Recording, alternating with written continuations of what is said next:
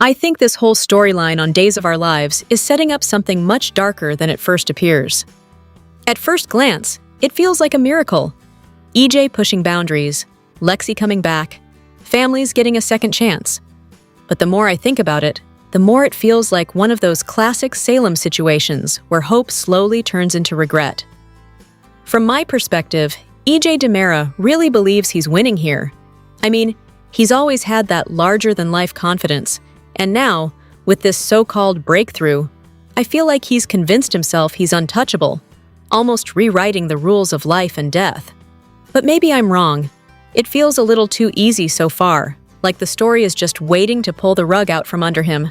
I was wondering if Marlena Price is going to regret not stepping in sooner. She clearly has doubts, and honestly, I think those doubts are there for a reason, letting Wilhelm Rolf run wild with something as unpredictable as Versavix just screams long-term consequences. And then there's Lexi. The moment Lexi Carver opens her eyes, I feel like that's not the end of the story. It's the beginning of the real conflict. First, the medical side of this just doesn't sit right with me. I didn't realize how risky this would feel until I thought about what happens after the miracle. There's no way something this experimental doesn't come with a cost. It would actually make sense if subtle side effects start creeping in, maybe small at first, then harder to ignore. That's usually how these stories build tension. Then there's the emotional side, which I think might hit even harder. I keep wondering, what if Lexi isn't really the same person anymore? Since she's now being played by Nikki Crawford, it almost feels like the show has the perfect setup to explore that. Maybe I'm reading too much into it, but personality shifts would make this storyline way more unsettling. Imagine Abe Carver and Theo Carver realizing the woman they fought to bring back isn't exactly the one they lost. And honestly, the biggest red flag to me is how temporary this all feels. I think the show might be building toward a painful message, that you can delay death, but not defeat it. If Lexi's return is short-lived, it could end up being even more devastating than her original loss. That kind of twist would hit hard, especially after giving everyone hope again. So yeah, I feel like EJ may believe he's achieved something extraordinary, but in Salem, playing God never comes without consequences. And this time, the fallout could be brutal, for him and for everyone who dared to believe in this miracle. I think this week of Days of Our Lives is shaping up to be one of those slow-burn chaos arcs where everything feels like it's about to explode at once. And honestly, Sophia's situation feels the most fragile. From my perspective, Sophia Choi barging into the adoption hearing is either incredibly bold or incredibly reckless. I was wondering if the show is setting her up for a full downfall, because the timing of her finding her voice feels way too convenient. Judge Dabney is probably not going to overlook that. To me, it almost feels like Sophia is overplaying her hand, especially going after Chanel Dupree DiMera and Johnny DiMera as parents. And then there's the twist with Rachel Black. I didn't realize at first how big of a mistake Sophia made by involving her, but now it's obvious. Rachel turning on her could be the beginning of the end. Once Rachel admits she was just delivering something for Sophia, it basically connects all the dots. Add Holly Jonas into the mix, and I think we're heading straight for a confrontation that won't stay quiet for long. If Holly finds out the truth, Sophia's entire scheme could unravel in a matter of days. Meanwhile, I feel like the EJ DiMera storyline is building tension in a different way. Hiding Lexi Carver is such a risky move, and I may be wrong, but it seems like EJ is digging himself into a hole he won't be able to control. Marlena Price being pressured is one thing, but when Abe Carver and Theo Carver start getting suspicious, that's when everything could really fall apart. On the romantic side, I think the situation with Sean Brady and Jada Hunter is interesting because it feels natural but also complicated. Them living together again brings back that unresolved chemistry, and to me, it feels like the show is quietly setting up something bigger there. At the same time, Alex Kyriakis is clearly struggling internally. I was wondering if his jealousy might spiral more than he expects, especially watching Stephanie Kyriakis bond with Jeremy Horton. That kind of emotional distance in a marriage never stays contained in Salem. It always turns into something messier. Overall, I think this week is less about immediate shock and more about setting off dominoes. Sophia's exposure, EJ's secrets, and Alex's insecurities all feel like ticking time bombs, and I wouldn't be surprised if at least one of them fully explodes by the end of the week. I think this episode really leans into emotional fallout and messy misunderstandings. Classic Days of Our Lives energy, but with some frustrating twists. From my perspective, the situation with Rachel Black feels especially heavy.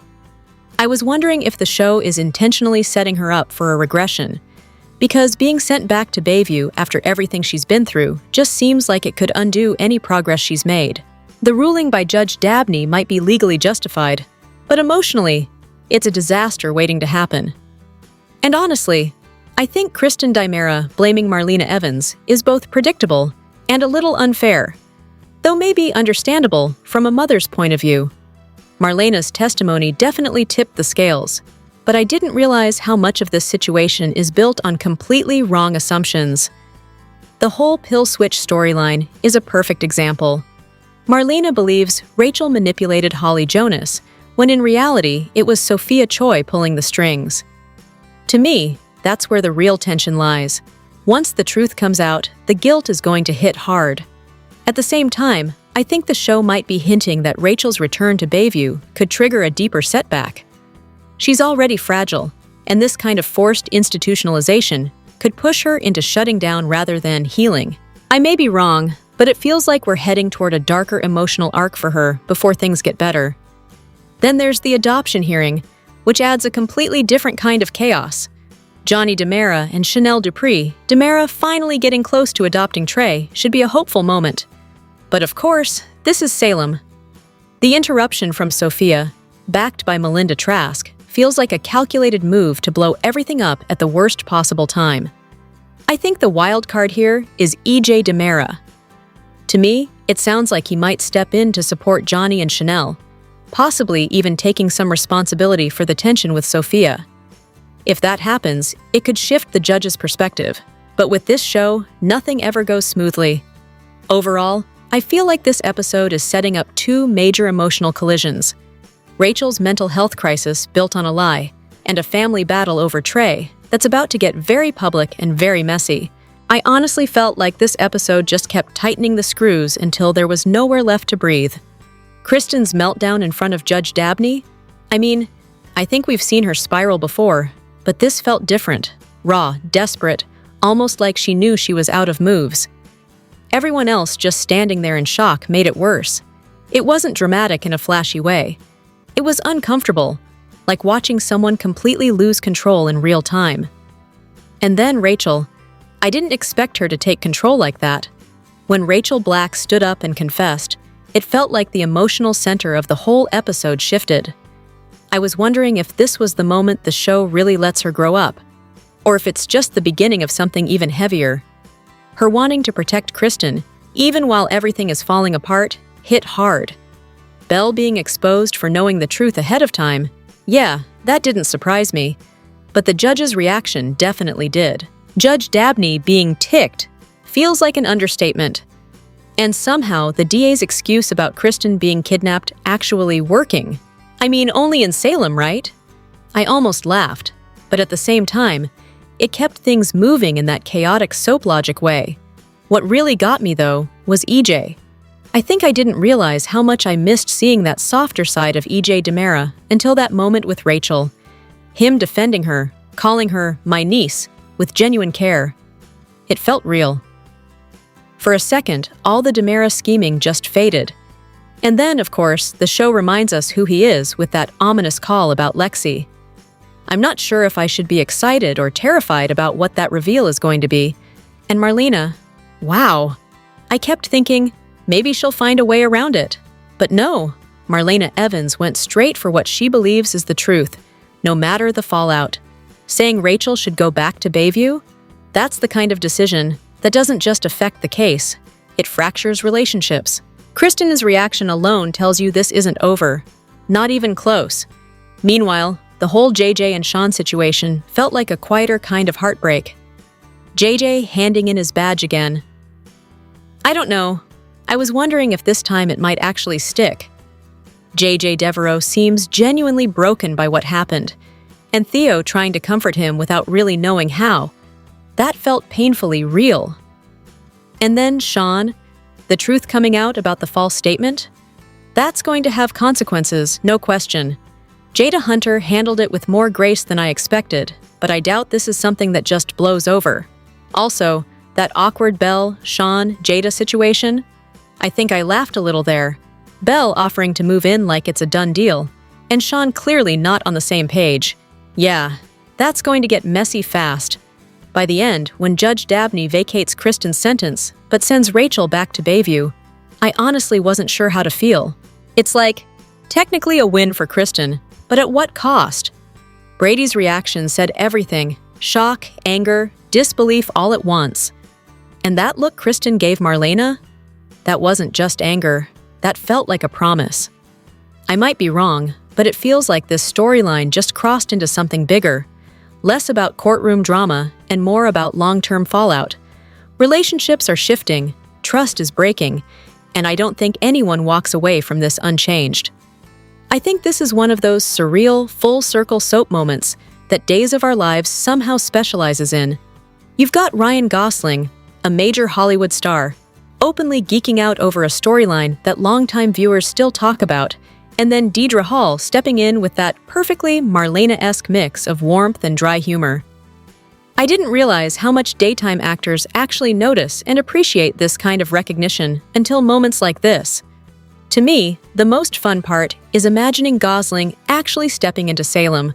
If I'm being honest, I don't think a simple cameo would do it justice.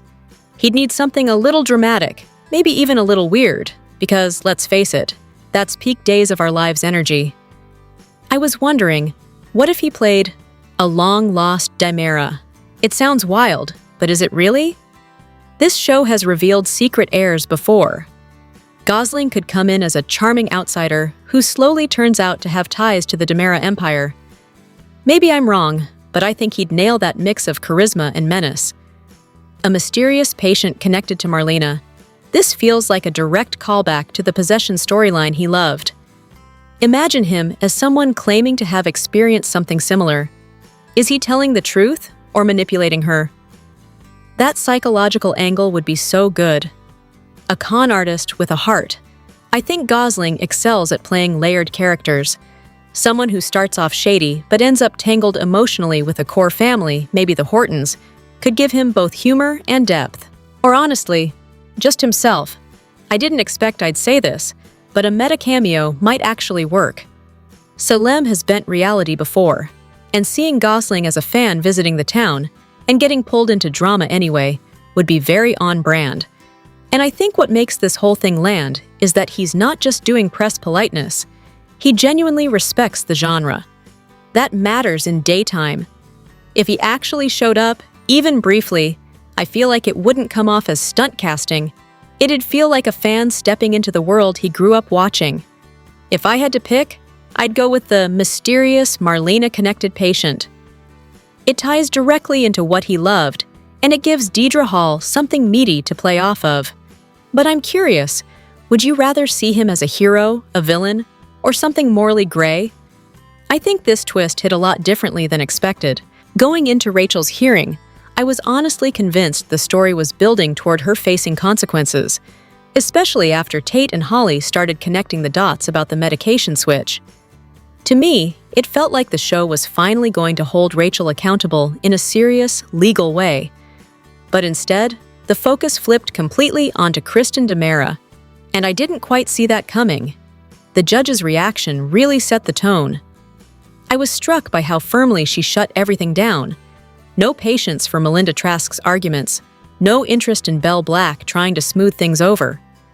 It felt like one of those moments where the show reminds us that, occasionally, the legal system in Salem actually has teeth. And then it hit.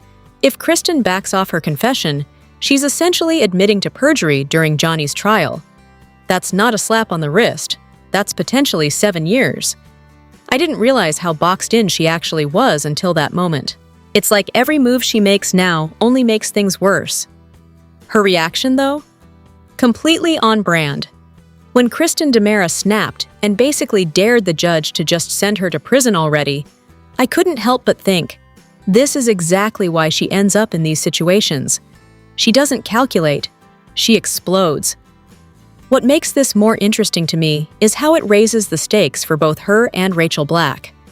I was wondering if the show might separate their arcs, but now it feels like they're both spiraling at the same time, just in completely different systems, adult prison versus juvie. And realistically, they can't protect each other from that distance, which adds a layer of emotional tension. Then there's the real-world angle with Stacey Hayduck. I think this is where some fans might be overreacting a bit. Yes, she's popping up again as Patty on The Young and the Restless, and that sounds like an exit. But it really isn't. At least, not in the immediate sense. Because of Days of Our Lives' taping schedule, she's still going to be on screen for months. To me, that actually gives the writers plenty of room to play this storyline out in a big way. And if history tells us anything, Kristen doesn't just fade out quietly, she goes down fighting. I may be wrong, but this feels less like a goodbye and more like one of those classic soap pauses before a character comes roaring back. And honestly, if Kristen is heading into a legal nightmare while Rachel's situation unravels too, this could be the kind of layered drama the show thrives on. So yeah, things look bad right now. But if there's one thing I've learned watching Kristen, it's that bad is usually just the beginning. I think the week of March 30th on Days of Our Lives is shaping up to be one of those classic Salem slow burn explosions, where everything feels tense at first, and then suddenly, everything starts unraveling at once. The adoption hearing really stands out to me. I was wondering if Johnny and Chanel might finally catch a break, but it doesn't look that simple. Sophia stepping in and speaking her mind to the judge feels like a turning point. To me, it's not just about the baby, it's about control, emotion, and maybe even a bit of resentment bubbling over.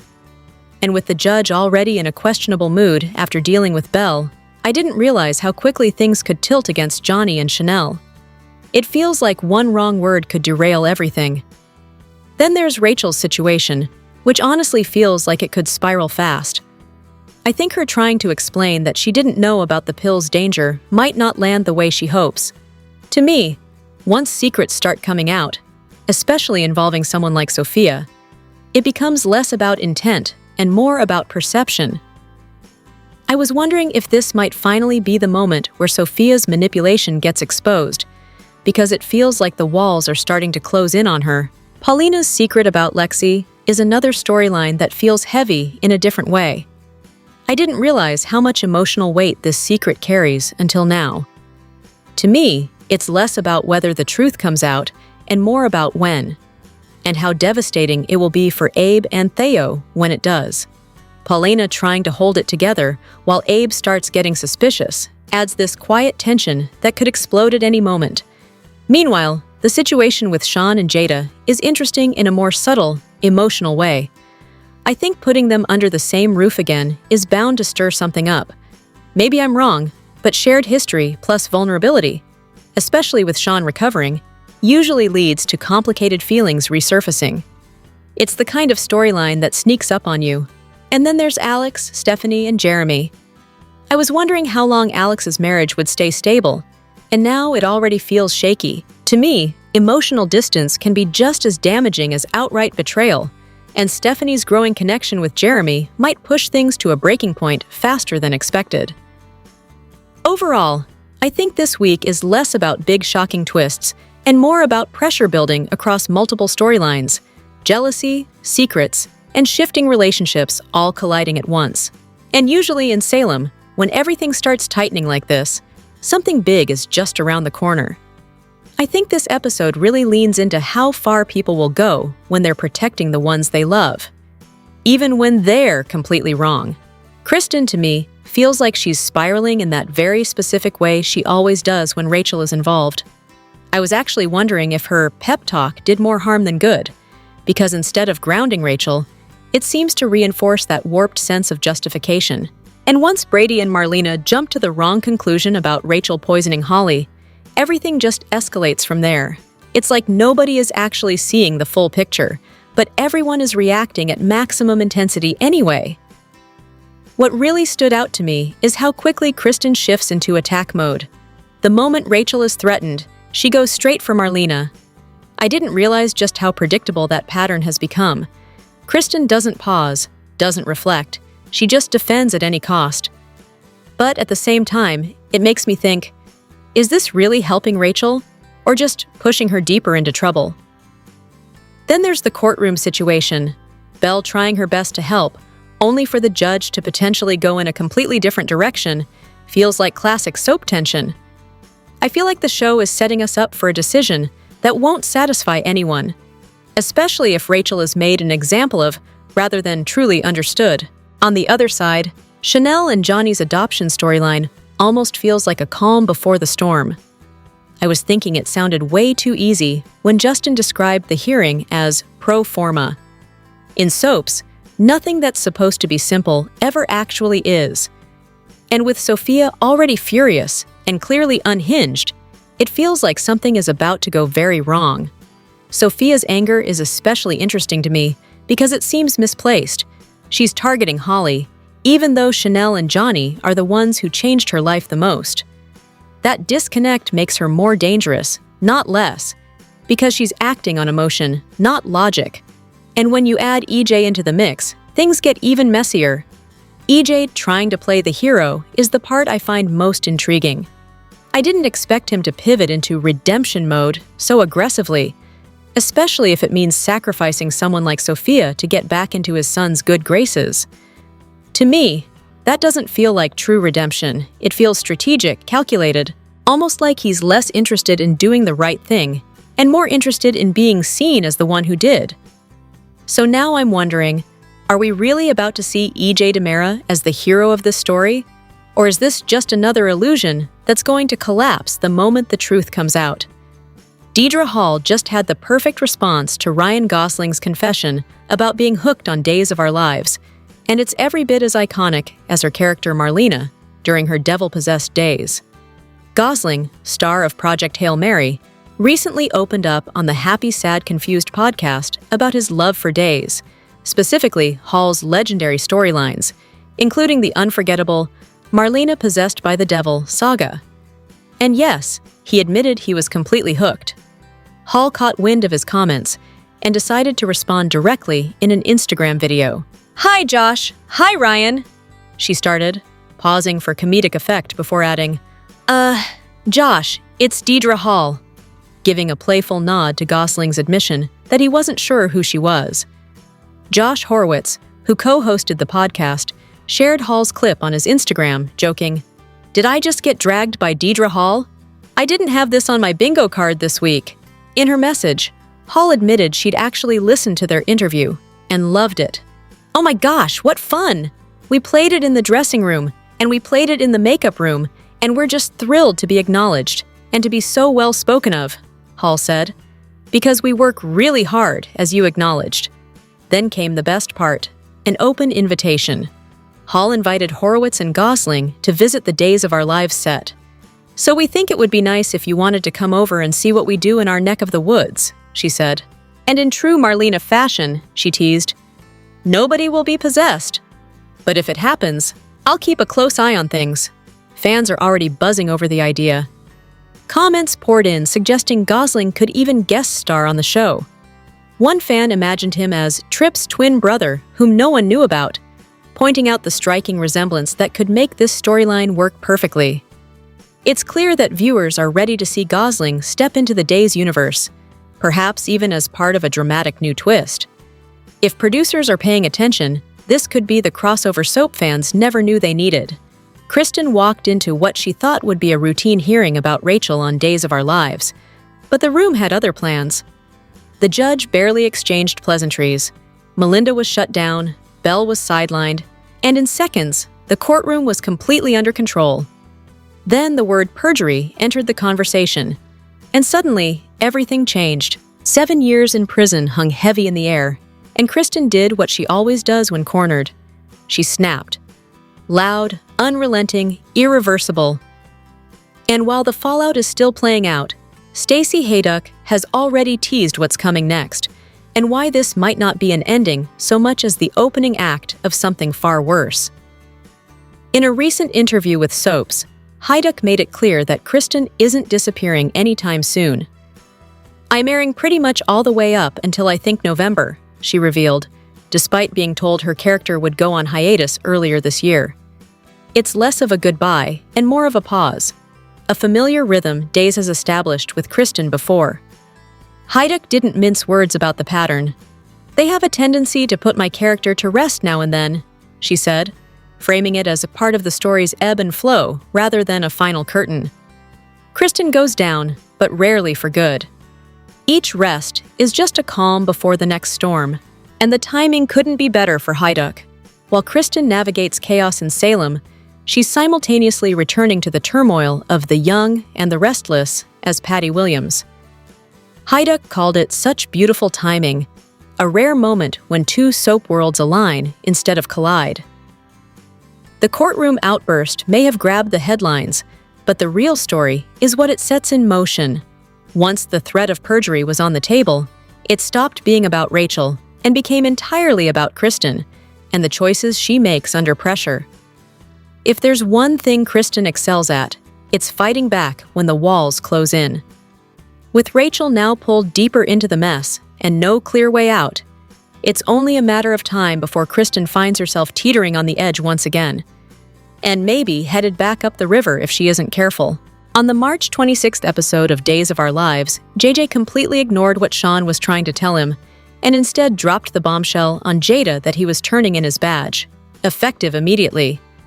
Honestly, Jada would probably do well to accept it and never bring it up again, because, let's face it, JJ really does not seem cut out to be a cop. Ever. Remember the whole Theo shooting incident? JJ wasn't censored back then because he acted appropriately. He ordered a masked man to drop his weapon. The masked man didn't. JJ fired. How was he supposed to know it was Theo, or that Theo didn't obey simply because he wasn't holding a weapon and assumed the order didn't apply? Theo, of course, was not thrilled about getting shot, but he's never actually taken responsibility for his part in the whole mess. Instead, he just kept browbeating JJ over and over until JJ was completely gaslit. Fast forward to now.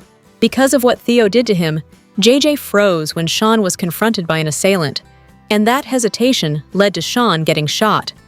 Sean didn't come clean to Jada about it, so JJ ended up owning the whole thing himself, turning in his badge and gun. Jada was furious with Sean, and rightly so. Honestly, at this point, JJ's confidence in his own judgment is shot thanks to Theo's manipulations. He won't listen to Sean telling him he shouldn't blame himself, and it's painfully obvious. JJ is not built for this life. He cares way too much about what others think, and, worst of all, he doesn't trust himself. That's not just sad. It's dangerous for everyone in Salem. If it were up to me, it's time for JJ to step away from the badge for good. Salem deserves a cop who believes in themselves, and right now, JJ just doesn't. Days of Our Lives, Thursday, March 26th. Sparks, secrets, and shocking moves in Salem. Thursday's episode of Days of Our Lives is shaping up to be full of tension, drama, and a few surprises in Salem. Here's what I'm seeing. First up, Jada Hunter makes a bold move. She invites Sean Douglas Brady to move in. Now, at first, it seems like this could be romantic sparks flying again, and maybe there's a little chemistry bubbling under the surface. But to me, it feels more like practical care. Sean can't be alone right now, and Jada's stepping in to help him recover. Still, with two police colleagues under one roof, I wouldn't be shocked if things got a little complicated. Meanwhile, JJ Devereaux is having a moment of reckoning with Theo Carver.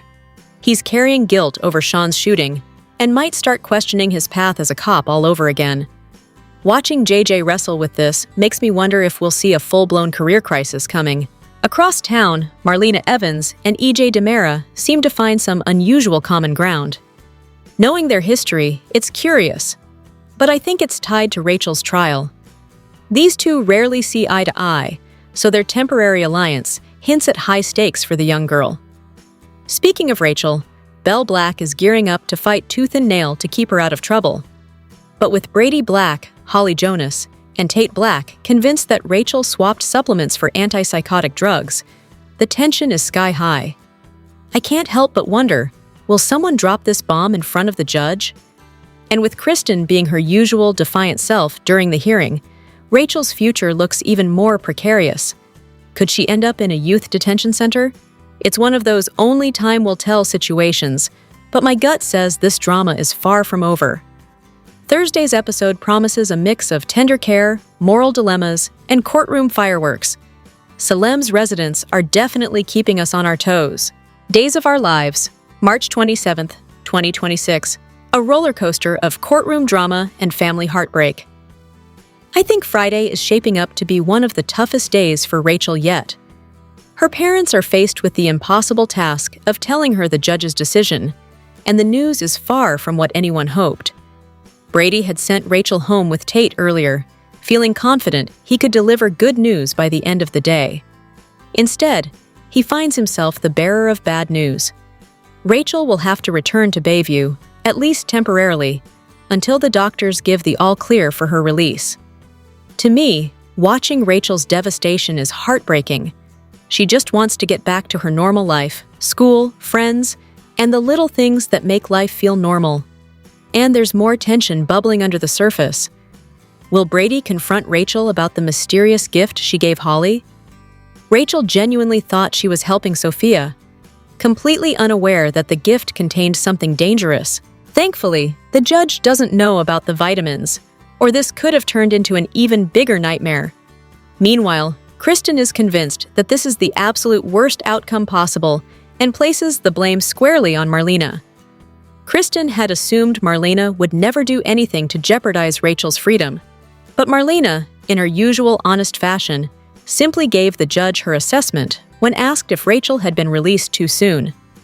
To me, it's classic Marlena.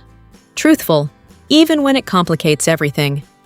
So when Rachel heads back to Bayview, the big question is, will she reconnect with Sophia smoothly, or is a major surprise waiting for her?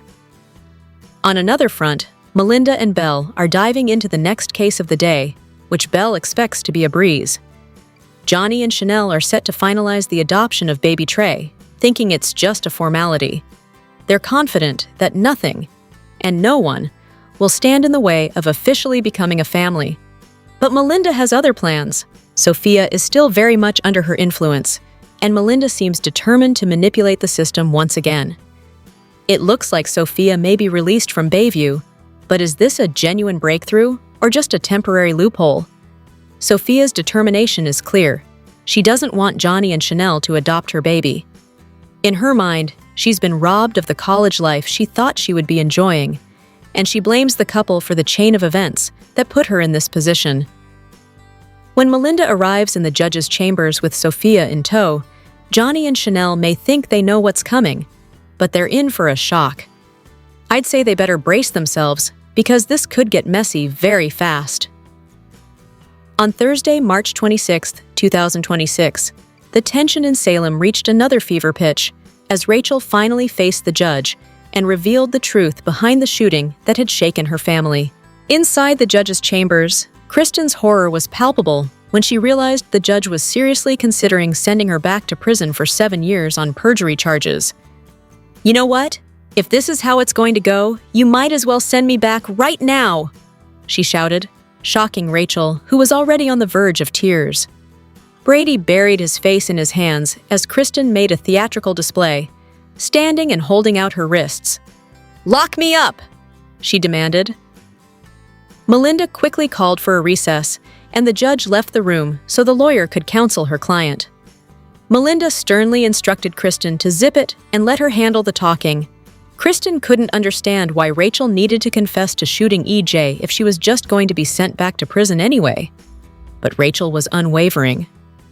"Once the judge knows the truth about what happened, there's no way she'll send you back," Rachel insisted. Belle cautiously agreed that the judge might show leniency, but warned there were no guarantees. When the judge returned, Rachel took a deep breath, stood, and prepared to tell her story. Sworn in, she faced the court with raw honesty. "I'm the guilty one. My mom is innocent. I did it. I shot my uncle," Rachel admitted, her voice trembling but steady. "It was an accident. I didn't mean to shoot him. I just wanted him to tell me where my grandmother was. I saw the gun sitting there, and I thought, like in the movies, if I pointed it at him, he'd tell me. I just missed my grandma so much. I'm sorry. I did not mean to shoot him. I swear I didn't mean it." Brady and Kristen, stunned, couldn't help but praise Rachel's courage. The adults in the room highlighted all the reasons no charges should be pressed, from Rachel's immediate honesty to her ongoing psychiatric care. Meanwhile, in Horton Town Square, Marlena and EJ reflected on the weight of Rachel's confession.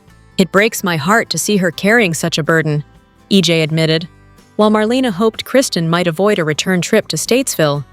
Back in the courtroom, the judge wanted to hear from EJ himself. Belle texted him. It was showtime. "It's the moment of truth, Marlena," EJ said, walking away with the gravity of the moment heavy on his shoulders.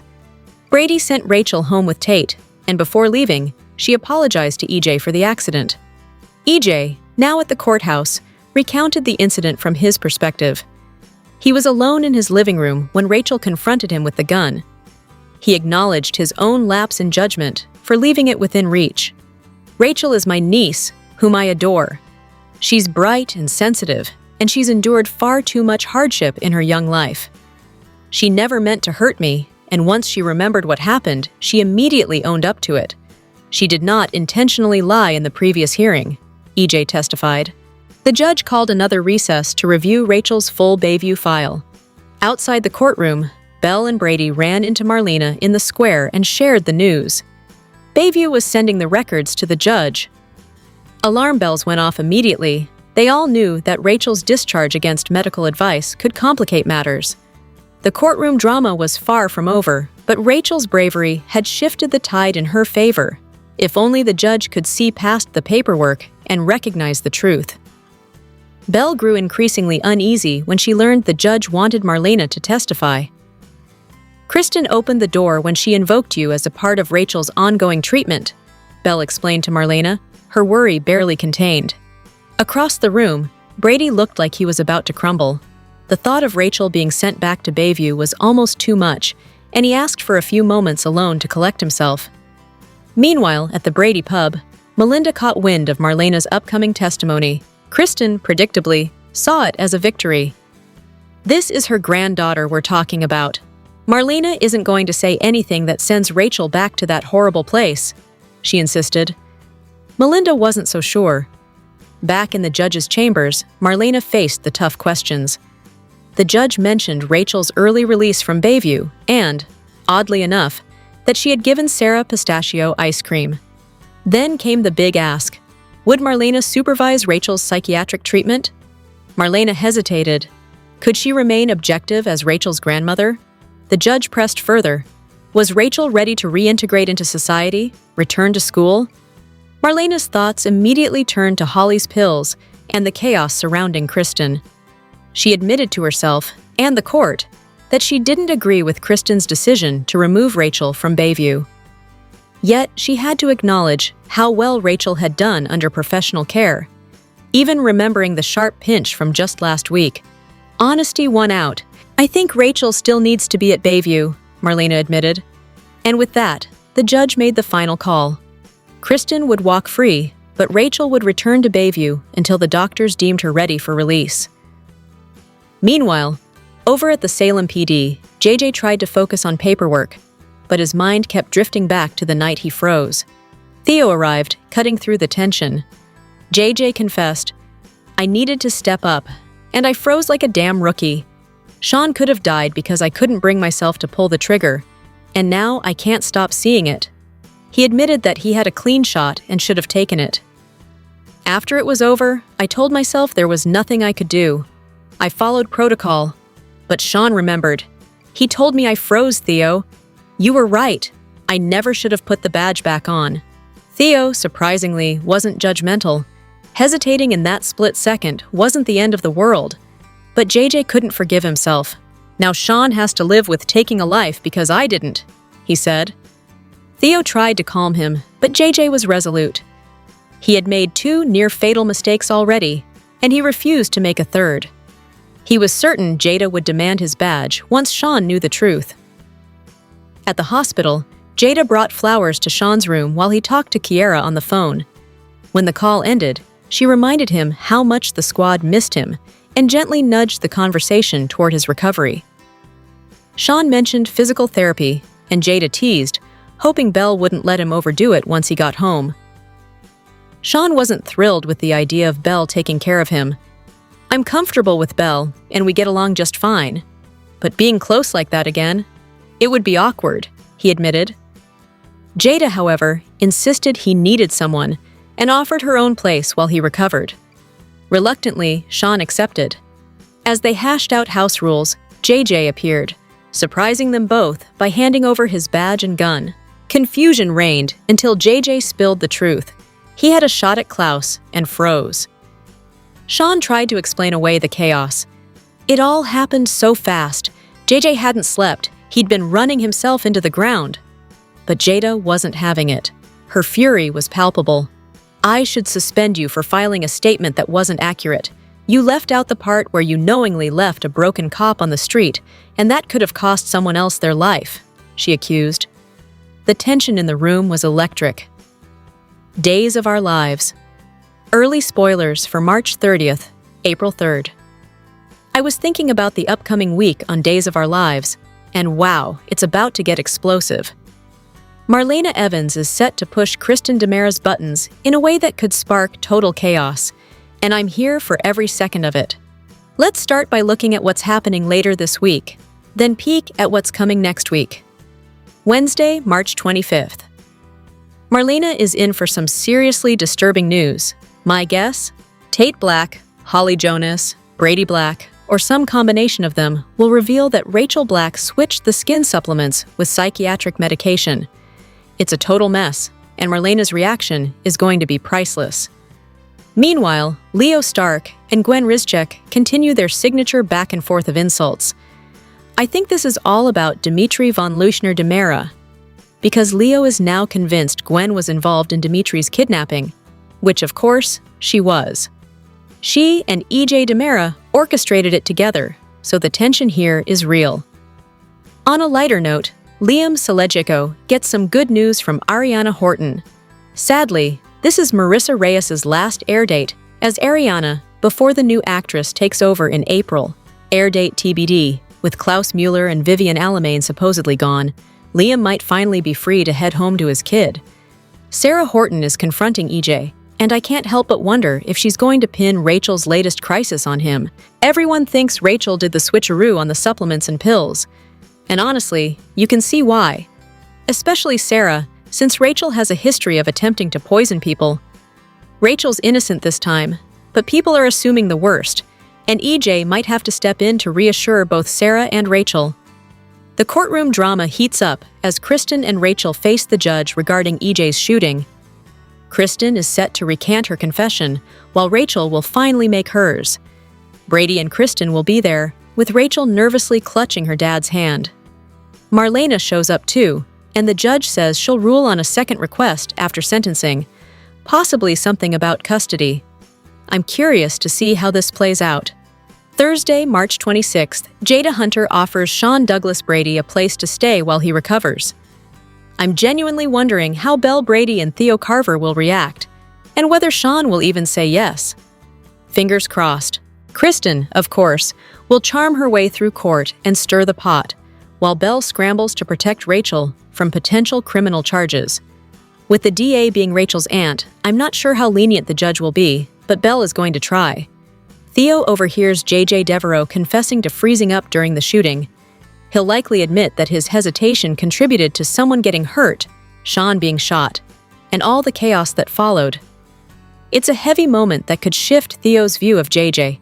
Meanwhile, Marlena and EJ find common ground, most likely due to their shared concern for Rachel. I'm expecting Marlena to suggest inpatient care, both as the seasoned psychiatrist she is and as a protective grandmother. She might even spill the details of the pill switch to the judge, which could turn the whole hearing upside down. To me, next week looks like a powder keg waiting to blow. Marlena versus Kristen, Rachel in legal limbo, and a family drama that could literally split Salem apart.